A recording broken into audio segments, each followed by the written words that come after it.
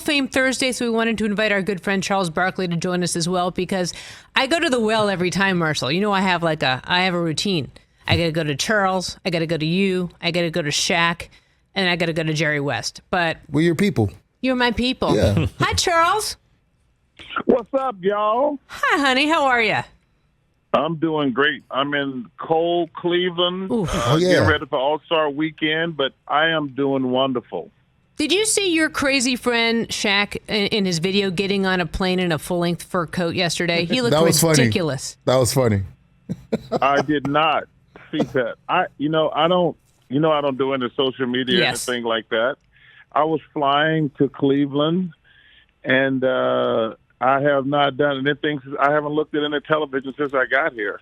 I'm actually getting ready for March Madness, Suzy, to be honest with you, trying to figure out who the top 10 teams are. Yeah.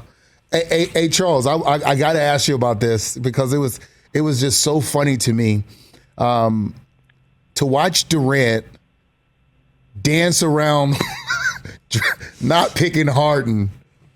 Come on, man. How funny was that? You know that team, man. Let me tell you something. That team is crazy. I get sick of talking about them. I don't know who I get more sick of talking about, the Nets or the Lakers. The Lakers stink, and everybody still talks about them every day like they're legitimate, and they aren't. They stink. But listen, the Nets. James Harden had enough. He said, like, yo, man, I didn't sign up for all this stupidity. I'm going to keep it moving. But it's going to be must-see TV the next 2 to 3 months about Philly, how that team's going to work out in Brooklyn. It's going to be fun. My job's going to be fun once I get through with March Madness because it's going to be must-see to what happened with those two teams. Who won the trade? Who won the trade? Brooklyn won the trade.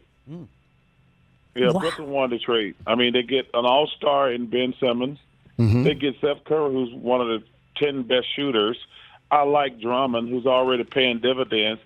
And listen, when they get KD back and Kyrie for half the time, I mean, they could win this thing now. I heard Silver said to New York, he was like, listen, this, and I think this is good for Kyrie. He said, I don't understand. If the visiting team, if their players who are not vaccinated can play, why is there a double standard for Kyrie? Like that was, for him to say that was something. Well, it's interesting, and I really, number one, I think everybody should get vaccinated. I implore everybody out there to get vaccinated. Not just for yourself, but the people around you. So I implore everybody to get vaccinated. That being said, it is interesting and quite stupid that people who are not vaccinated can play there, except players who actually play there. It's a really stupid, interesting thing. Kyrie can stop all this stuff if he just got vaccinated, and we wouldn't be in this situation. But the rules are the rules. It's just a stupid rule. I mean, I'm not – and to be honest with you, Marsh, I didn't even know it till yesterday that people can work there who don't live there can come there and work there without being vaccinated. I did not know that until Adam said it yesterday. We were actually talking about it last night, and it's just a stupid rule, plain and simple. Charles Barkley joining us here on the Mercedes-Benz Vans phone line. Suzy Shuster in for Rich Eisen, Marshall Faulk with me all 3 hours. Charles, I want to just quickly go to this Ben Simmons situation, because I'd like to know from your opinion, how can you miss this much time saying it's for mental health and then seemingly show up happy, move on, and start suiting up? It's a really hard message. It's not a hard message. Listen, mental illness is a serious thing. I hate that he was using that as a scapegoat because you got to understand something. Number one, I live in Arizona, but I live in Philadelphia during the summer. And Ben Simmons never said anything about mental health until they stopped paying him. He just said he hated the Sixers. He didn't want to be around Doc Rivers and Joel Embiid. That was happening all summer. I heard it every day all summer. And then when he figured out, like, oh, y'all not going to pay me, And then he's like, he starts stuttering like, I got a mental health issue. If Ben Simmons, first of all, anybody got mental health has my support, full support. But if Ben Simmons had said that when everything first happened, I wouldn't have had any problem with it. But what he did was a serious issue that in our society, he started using that when he realized he was not going to get paid. And now all of a sudden, he went and saw Dr. Phil for like on one of those hour shows, and he's fixed now. He's ready to play now. Said he just got to get in basketball shape, and he probably going to come back against the Sixers in a couple weeks. So it lets you know that what he was really doing. He just didn't want to play in Philly. And all of a sudden, like I say, he saw Dr. Phil. Dr. Phil cured him in an hour. He's going to get in basketball shape. And he would surprise me if he played as soon as the All-Star game was over. Suzy, this is a thing now because if you're an analyst, you can't really comment on this. It's challenging, and there's no measuring stick to say if he is or if he isn't, and you don't want to be on the wrong side of it. It's really dicey. And for Charles and them, it's like, hey, we don't know. We can't say. We just know nobody in Philly has confirmed now. And I heard Stephen A say this. Well, maybe nobody in Philly wants to confirm because if they did hear it and didn't do anything about it, now they're in trouble. So it's one of those dicey things. Like, who's telling the truth and who's not? But the reality is, in today's society, and back when Charles played and I played, in order to play in the leagues, you had to be mentally tough. Like you didn't get a timeout when you were a little foggy because you had some problems. And now it's looked at different, and they evaluate it different. The player that got through this kind of stuff and continued to play, they were kind of revered. That was like a badge of honor, and it's different now. And we have to kind of take the back seat to it, and just say, hey, we don't know, because we really don't. Marsh, it's such an interesting time we're in as players and in the world. Listen, mental health is a serious issue, and I was disappointed in Ben for this aspect. You're making $40 million a year, and your team criticizes you because you went on a 7-game series. You went an entire 7 games and didn't score in the fourth quarter, which that's almost impossible, especially when you're a max player and you're expected to be the second best player on the team, and you have a layup and you think you're going to get fouled because you are not shooting good free throws, and you pass up a dunk because they're going to foul you. Like I say, you went 7 games in a 7-game series and never scored a basket in the fourth quarter. That's impossible to do. I mean, you get a steal or a breakaway or a layup or a dunk somewhere along the way, but you didn't score in 7 games. And your coach and some people criticize you, and your first response is like, I'm not playing with you guys anymore. And the one thing I know about playing basketball or any sport, you got to want to get better for yourself. Screw your teammates, your coaches, your family, and your friends. I don't think you want to be great for any of them. You want to be great for them, but the number one person you should want to be great at your sport is for yourself. And listen, I've never had the pleasure of making $30, $40 million a year, but if I can make that much money and somebody said, hey, you just got to get better at basketball, I said, oh, no, not only will I get better at basketball, if you want me to babysit your kids on the weekend and cut your grass, I'll do that too. My first response is not going to be, no, y'all can't criticize me. And then the thing that really sucks about it, he's probably in a better situation now than he was a week ago. So, but that's the world we live in today. the transfer portal, as they call it now, Marsh.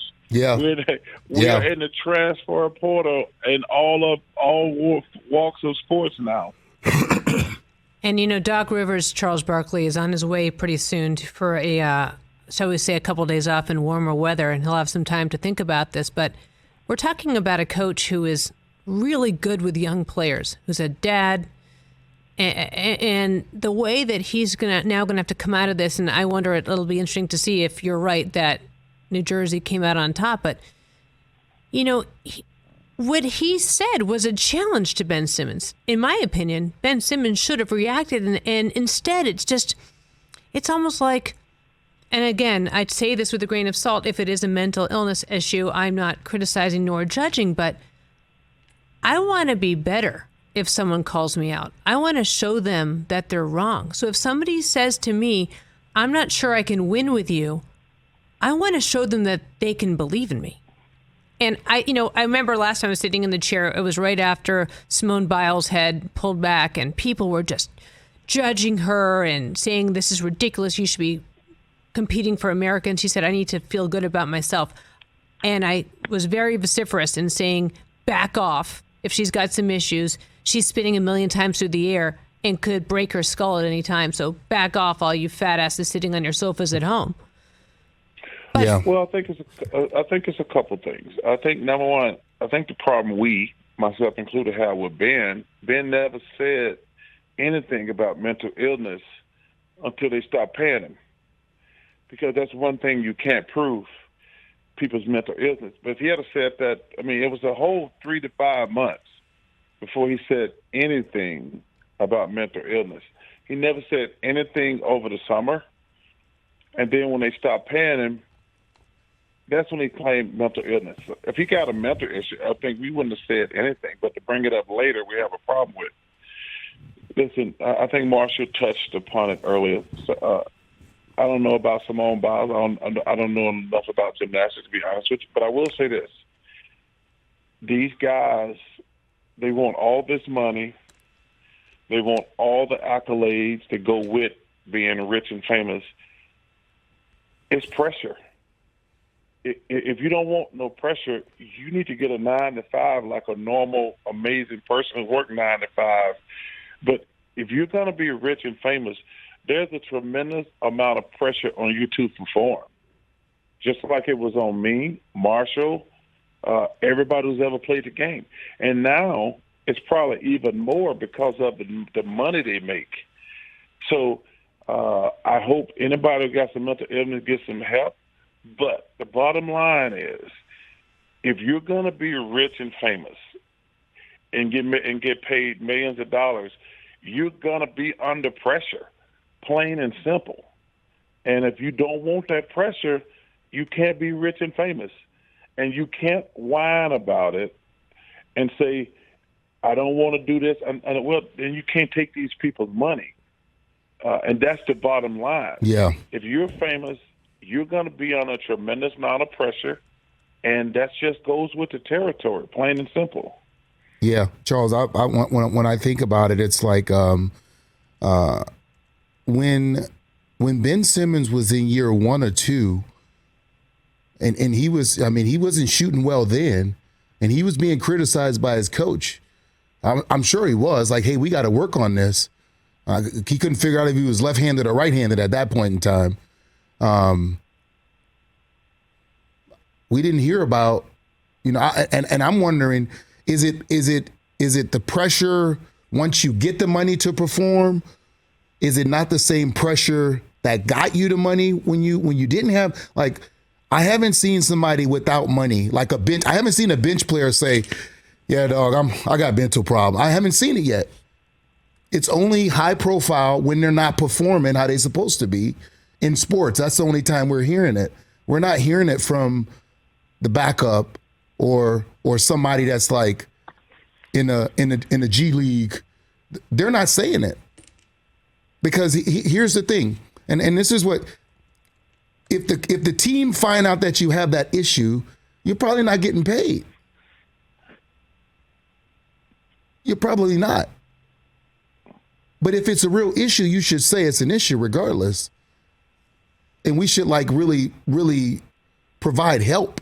Right. Regardless, like if Ben had this issue, did this issue just come because you're making all this money and you're not performing? Or was it something that you had when you left LSU and you just didn't say anything about it because you wanted to max out? And like for Simone, like, did you have these issues before you became a national star and didn't say anything about it? Or, has it always been an issue? Like we don't know those things. And that's what it makes it dicey for people to really understand it, that you did all the work to garner the pay to be at this level. And now because you can't take the pressure, it's a mental issue. It's hard. And a lot of people just don't subscribe to it because there's people who are busting their butt in a 9-to-5 making like, $18 an hour. They would like to call in and have a mental issue day, but they can't. And they don't get it. What do you think, Charles? Well, listen, it's a really tricky subject nowadays. But I always say this, man, everybody got stuff going on. Everybody got stuff going on. No matter how rich, famous, poor, whatever, white, black, Hispanic, Jewish, Asian, everybody's got crap going on. And if you need some help, ask somebody. I always tell people you're never alone. There's always, everybody's got somebody like, hey, pick up the phone and call somebody like, yo, I'm struggling. But like I say, I think we just have to be really careful. But like I say, the only problem I've ever had with Ben, if Ben had said anything about mental illness in the beginning, I think we was like, hey, let's get this guy some help. But he didn't say anything about mental illness. Like I say, until he stops, they're like, they're not gonna pay me. And listen, he looks very healthy in the first couple things I've seen of him since he got traded to Brooklyn. So now everything kind of makes me believe what I believed all along. And like I say, hey, it's unfortunate that he got his way.